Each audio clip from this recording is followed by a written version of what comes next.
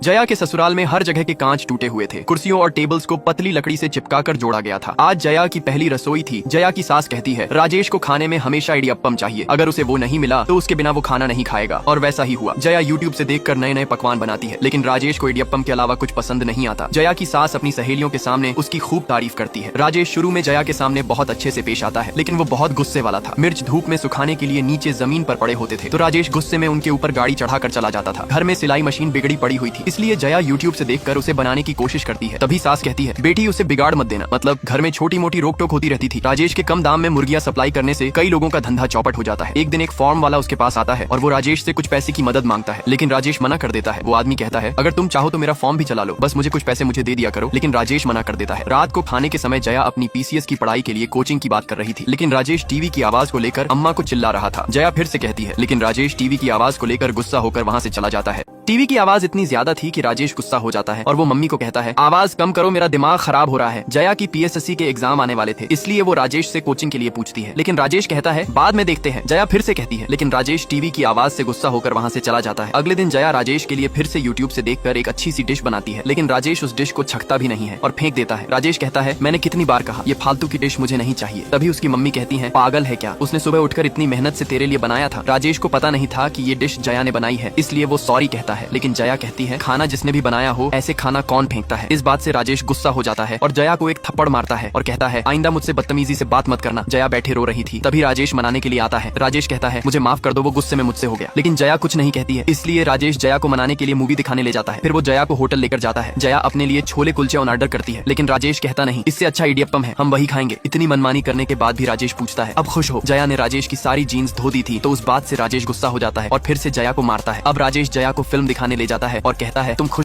जया राजेश से बिना पूछे उसके सारे जीन्स के कपड़े धो देती है, जिससे राजेश गुस्सा हो जाता है और जया को एक थप्पड़ मारता है। राजेश कहता है आइंदा मुझसे बिना पूछे मेरे कपड़ों को छूना मत, वरना बहुत बुरा होगा। अब राजेश फिर से जया को मनाने के लिए फिल्म दिखाने लेकर जाता है। इसके बाद राजेश जया को उसी होटल लेकर जाता है और हर बार की तरह इस बार भी जया को राजेश का मनपसंद इडियप्पम और चिकन करी ही मजबूरी में खाना पड़ता है। राजेश जया की छोटी सी गलतियों पर उसे पहले थप्पड़ मारता था और फिर उसे मनाने के लिए फिल्म दिखाने ले जाता था। जया की सास और ननंद चाहकर भी कुछ नहीं कर पाती है। जया अपने पापा को फोन करके बताती है कि राजेश उसे छोटी छोटी बातों पर मारता है। जया के पापा अपनी बेटी का साथ देने के बजाय कहते हैं बेटा ये सब तो चलता रहता है। जया कहती है पापा पता नहीं वो किस बात का गुस्सा मुझ पर निकालते हैं, लेकिन जया के पापा अपनी बेटी को नहीं समझते और कहते हैं मैं खाना खा लूं बेटा, तुमसे बाद में बात करता हूँ। जया छत पर बैठे रो रही थी, तभी जया की ननंद कहती है देख अगर तू ये घर छोड़कर जाएगी तो लोग तुझे ही गलत समझेंगे, अब मुझे ही देख ले, मैं अपना ससुराल छोड़कर चली आई थी, लेकिन मुझे आज तक कोई लेने नहीं आया। ये सुनने के बाद जया कुछ नहीं करती है। अब जया हमेशा बिस्तर पर पड़े हुए मोबाइल देखती रहती है। क्या ये तूफान के पहले की राजेश उसे छोटी छोटी बातों पर थप्पड़ मारता था, लेकिन घर पर कोई भी ऐसा नहीं था जो राजेश को रोक सके। जया की सास कहती है मेरा बेटा बहुत भोला है, बस कभी कभी उसे गुस्सा आ जाता है, मैं अगर जया की जगह होता तो पहले इसकी सास का खोपड़ा फोड़ता। जया अपनी माँ को फोन करके बताती है कि राजेश उसे रोज मारता है। जया की माँ कहती है दामाद जी ने सिर्फ थप्पड़ ही मारा है ना, सबके सामने तो नहीं मारा। देख बेटा हम औरतों को ही एडजस्टमेंट करना पड़ता है, बाकी और कोई बुराई तो नहीं है। मैं मानता हूँ कि एडजस्टमेंट करना चाहिए, लेकिन इसका ये मतलब नहीं है कि आप अपनी बेटी पर होते अत्याचार को नजरअंदाज कर दें। वैसे भी हमारे देश में कुछ लोग बेटियों को घर का बोझ मानते हैं, एक बार उसकी शादी कर दी तो बला टल गई, ऐसा मानते हैं। जया के दर्द को कोई भी नहीं समझ रहा था, लेकिन जब से जया की ननंद ने उसे समझाया तब से जया बदल गई। जया कुछ नहीं करती है, हमेशा बिस्तर पर पड़े हुए मोबाइल देखती रहती थी और जब भी जया राजेश को आते हुए देखती तो जया मोबाइल बंद कर देती थी। एक दिन इससे राजेश गुस्सा हो जाता है और वो जया से उसका मोबाइल छीनने की कोशिश करता है, लेकिन वो जया के हाथ से मोबाइल नहीं छीन पाता, इसलिए वो जया को मारने की कोशिश करता है, लेकिन जया उसके हमले को रोक लेती है। जिसके बाद ये होता है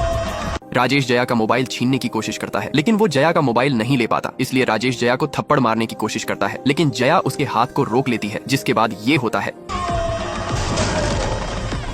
अब हमें दिखाया जाता है कि जया बिस्तर पर पड़े हुए मोबाइल पर कराटे के वीडियो देखती थी। जया में किसी भी चीज को सीखने की क्षमता बहुत ज्यादा थी। जब राजेश घर पर नहीं होता था तब जया कराटे की प्रैक्टिस किया करती थी। जया से लात खाने के बाद राजेश की हुलिया टाइट हो जाती है। राजेश दवा लेने के लिए क्लिनिक जाता है। क्लिनिक वाला पूछता है लूज मोशन हुआ है क्या? राजेश कहता है नहीं, दरअसल पेट में लात खाई है। क्लिनिक वाला कहता है देख भाई ये गंभीर मामला है, क्या पता शायद तू बाद में फिर बाप ना बन पाए, इसलिए तू हॉस्पिटल जाकर स्कैनिंग करा ले। ये सुनकर राजेश शोक में चला जाता है। फॉर्म में राजेश की हालत देखकर बाकी लोगों को लगता है कि राजेश ने आज फिर भी जया भाभी को मारा होगा। राजेश उन्हें सच नहीं बता पाता। वो कहता है, हाँ मैंने उसके पेट में लात मारी है। तभी उनमें से एक आदमी कहता है, अभी कुछ समय पहले ही बिल्कुल ऐसे ही तरीके से मेरी भाभी की मौत हो गई थी, जिसके बाद भैया को जेल जाना पड़ा, और अगर भाभी को कुछ हुआ तो तुम्हें भी जेल जाना पड़ेगा। अब इन लोगों को कौन बताए कि लात राजेश को पड़ी थी, और वो बात किसी को बता भी नहीं सकता था, नहीं लोग उस पर हंसेंगे। तुझे क्या लगता है राजेश के साथ सही हुआ? जब से जया ने राजेश को लात मारी थी तब से राजेश लंगड़ाते हुए चल रहा था, जबकि सब लोगों को लग रहा था कि राजेश ने जया को मारा है। इसलिए वो कहते हैं, अगर भाभी को कुछ हुआ तो भैया तुम्हें जेल जाना पड़ेगा। राजेश रात को जब घर वापस लौटता है तभी उसके जेब से चाबी नीचे गिर जाती है, लेकिन राजेश वो चाबी उठा नहीं पा रहा था। तभी राजेश की माँ कहती है, तू जया को इतना परेशान क्यों करता है? अगर उसे कुछ हो गया तो उसके माँ बाप को क्या जवाब देंगे? राजेश मुच्छों पर ताव देकर झूठ बोलता है कि बस गुस्सा आ गया था, इसी वजह से मार दिया। रात को राजेश डर के मारे कांप रहा था। तभी वो जया से डरते हुए पूछता है, तुमने कराटे सीखा है क्या? लेकिन जया कुछ नहीं कहती। सुबह जब राजेश नहा रहा था तभी उसे बाथरूम में जगह जगह निशान दिखते हैं, और उन निशानों को देखकर राजेश को एहसास हो जाता है कि जया बाथरूम में ही कराटे की प्रैक्टिस किया करती थी, जिस वजह से वो नहाने में इतना समय लगाती थी। जया को नारियल छीलते हुए देखकर राजेश की ओर फट जाती है। राजेश घर में जया से डर डर कर रह रहा था। राजेश एक दिन अपने भाई को ये बात बता देता है। राजेश का भाई कहता है, अगर तुझे डर लग रहा है तो मैं एक बार जया से बात कर लेता हूँ। राजेश कहता है, वो तो हमला अचानक हुआ था, लेकिन इस बार कुछ किया तो उठाकर फेंक दूंगा। राजेश का भाई कहता है, जो पॉसिबल हो वो बता, या फिर तू एक काम कर, जया से फिर लात खा ले। राजेश का भाई कहता है, तू एक काम कर, जया से फिर से लात खा ले और उसका एक वीडियो बना लेना। राजेश कहता है, क्या भैया आपने मुझे कच्चा खिलाड़ी समझा है क्या? मुझे भी कराटे आता है। राजेश का भाई कहता है, वो तो पता है स्कूल में मैथ ना पढ़ना पड़े, इसलिए तूने कराटे क्लास ज्वाइन की थी, और उसके बाद तूने तो स्कूल जाना भी बंद कर दिया था। राजेश कहता है, जो भी हो कराटे तो कराटे होता है, और इस बार मैं उसे सबक सिखा कर रहूंगा। राजेश का भाई कहता है, चल ठीक है, देखता हूँ तू क्या उखाड़ता है। अब राजेश कराटे को लेकर पूरी तरह सीरियस हो गया था। राजेश अपना 20 साल पुराना बक्सा निकालता है, जिसमें उसकी पुरानी ट्रॉफीज पड़ी हुई थी। अब राजेश अपने कराटे की प्रैक्टिस कुछ इस तरह स्टार्ट करता है। राजेश भी जया की तरह छुपकर घर के अंदर और बाहर कराटे की प्रैक्टिस किया करता था। उसकी हरकतों को देखकर लोगों को लग रहा था कि ये पागल हो गया है। कराटे की वजह से राजेश का रिफ्लेक्शन काफी बढ़ जाता है। राजेश आने वाले युद्ध के लिए कड़ी मेहनत कर रहा था, और उसके दोस्त और भाई इसमें उसकी बहुत मदद करते हैं। रात को राजेश घर के अंदर प्रैक्टिस कर रहा था तो उसकी आवाज की वजह से राजेश की बहन को लगा कि दोनों तांडव कर रहे हैं। अगले दिन राजेश युद्ध की लड़ाई के लिए सुसज्जित हो जाता है। अब राजेश मोबाइल में वीडियो रिकॉर्डिंग ऑन करके रख देता है और जया को भड़काने की कोशिश करता है ताकि जया पहले वार करे। Comment next part.